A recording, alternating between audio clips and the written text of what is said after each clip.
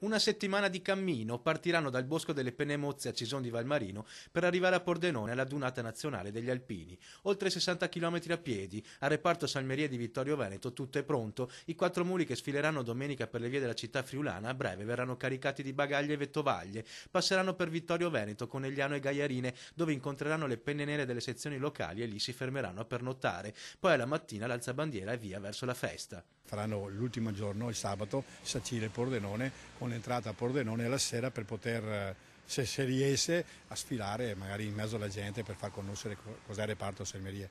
Dalla sezione di Vittorio Veneto partiranno anche i 3 cori e il bandierone della Valla Pisina, uno dei più grandi d'Italia. Saranno in tanti quest'anno. Ai soliti alpini appartenenti alle sezioni che partecipano sempre alla Dunate si uniranno altre 300 penne nere perché questa volta l'evento è proprio vicino. Saremo in tanti.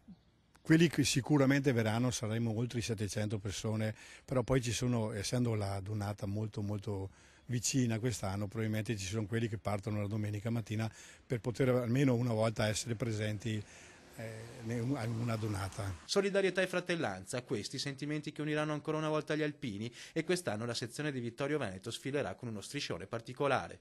Sfileremo con questo striscione che dice Italia, gli alpini con il loro esempio ti rendono migliore, e lo metteremo davanti alla nostra sezione e penso che abbia un significato proprio per poter cambiare questa Italia che in questo momento è molto in crisi.